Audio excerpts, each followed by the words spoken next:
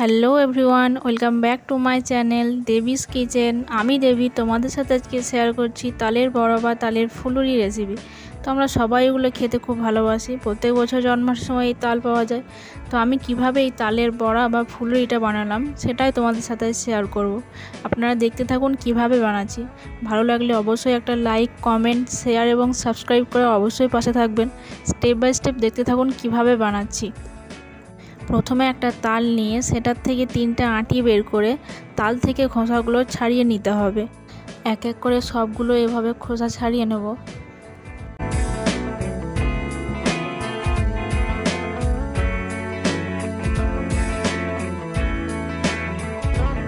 তারপরে একটা পাত্রে ঝাড়নার সাহায্যে তালটাকে ঘষে পাল্পটাকে বের করে নেব।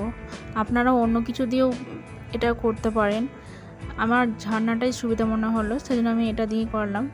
আপনারা অন্য কিছু দিয়েও করতে পারেন। তো এভাবে 3টে আঁটি থেকে পুরো পাল্পটাকে বের করে নেব।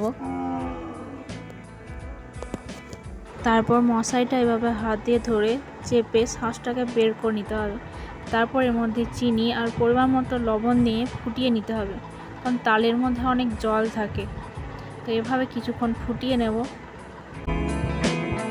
ফোটানোর সময় অনবরত নাড়াচাড়া করতে হবে, না হলে এটা কড়াইয়ের তলে লেগে যাবে, তখন এর স্বাদটাও অন্যরকম হবে আর খেতেও টেস্টি হবে না। তাই যতক্ষণ জলটা না টেনে যাচ্ছে ততক্ষণ অনবরত নাড়াচাড়া করে যেতে হবে।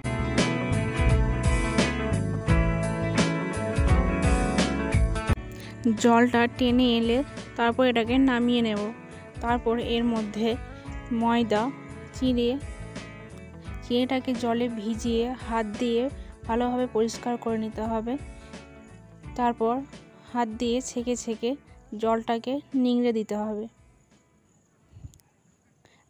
তারপর এটাকে মিশ্রণে দিয়ে অল্প একটু খাবার সোডা দিয়ে ভালোভাবে ফেটিয়ে নিতে হবে।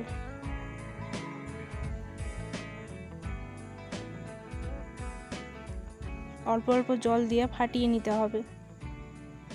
তারপর গরম তেলে একটা একটা করে ছেড়ে দিতে হবে।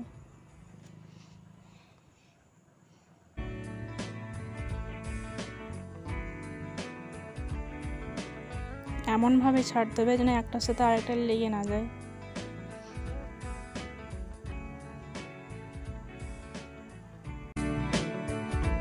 তারপর এটা যখন হালকা লালচে কালারের হয়ে আসবে তখন এটাকে আস্তে আস্তে উল্টে দিতে হবে যাতে ভেঙে না যায়, আর এক পিঠও লালচে হয়ে উঠবে।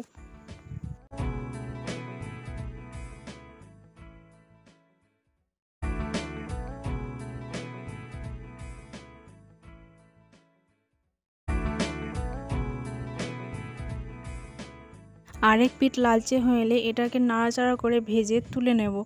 এখন রেডি গরম গরম তাল ফুলুরি। ভিডিওটা কেমন লাগলো অবশ্যই কমেন্ট করে জানাবেন, আর সাবস্ক্রাইব করে অবশ্যই পাশে থাকবেন। ধন্যবাদ।